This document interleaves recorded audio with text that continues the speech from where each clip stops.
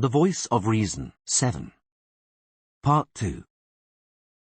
Geralt leant over, checked the repaired hoop of his stirrup, and fitted the stirrup leather, still stiff, smelling of new skins and hard to buckle.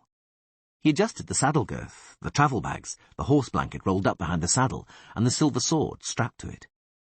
Yennefer was motionless next to him, her arms folded. Dandelion approached, leading his bay gelding. "Thank you for the hospitality, Venerable One," he said seriously. "And don't be angry with me any more. I know that deep down you like me." "Indeed," agreed Yennefer without smiling. "I do, you dolt, although I don't know why myself. Take care." "So long, Yennefer." "So long, Geralt. Look after yourself." The Witcher's smile was surly. "I prefer to look after others. It turns out better in the long run." From the temple, from between the columns entwined with ivy, Yola emerged in the company of 2 younger pupils. She was carrying the Witcher's small chest.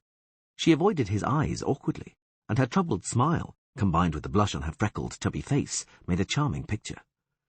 The pupils accompanying her didn't hide their meaningful glances, and barely stopped themselves from giggling. "For great Melitola's sake," sighed Yennefer, "an entire parting procession. Take the chest, Geralt. I've replenished your elixirs. You've got everything that was in short supply. And that medicine, you know the one. Take it regularly for 2 weeks. Don't forget. It's important." "I won't." "Thanks, Yola." The girl lowered her head and handed him the chest. She so wanted to say something. She had no idea what ought to be said, what words ought to be used. She didn't know what she'd say, even if she could.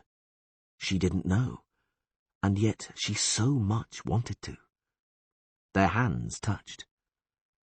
Blood, blood, blood, bones like broken white sticks, tendons like whitish cords exploding from beneath cracking skin, cut by enormous paws bristling with thorns, and sharp teeth. The hideous sound of torn flesh and shouting. Shameless and horrifying in its shamelessness. The shamelessness of the end, of death. Blood and shouting, shouting, blood, shouting. "Yola!" Yennefer, with extraordinary speed considering her girth, rushed to the girl lying on the ground, shaken by convulsions, and held her down by her shoulders and hair. One of the pupils stood as if paralyzed. The other, more clear-headed, knelt on Yola's legs. Yola arched her back, opened her mouth in a soundless, mute cry. "Yola!" Yennefer shouted. "Yola! Speak! Speak, child! Speak!" The girl stiffened even more, clenched her jaws, and a thin trickle of blood ran down her cheek. Yennefer, growing red with the effort, shouted something which the Witcher didn't understand, but his medallion tugged at his neck so hard that he was forced to bend under the pressure of its invisible weight. Yola stilled. Dandelion, pale as a sheet, sighed deeply. Yennefer raised herself to her knees and stood with an effort. "Take her away," she said to the pupils. There were more of them now. They'd gathered, grave and silent. "Take her," repeated the priestess, "carefully. And don't leave her alone. I'll be there in a minute." She turned to Geralt. The Witcher was standing motionless, fiddling with the reins in his sweaty hands. "Geralt." "Yola, don't say anything, Yennefer. I saw it too. For a moment.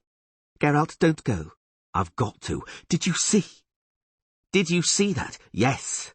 And not for the first time. And? There's no point in looking over your shoulder. Don't go, please." "I've got to. See to Yola. So long, Yennefer." The priestess slowly shook her head, sniffed, and, in an abrupt move, wiped a tear away with her wrist. "Farewell," she whispered, not looking him in the eye.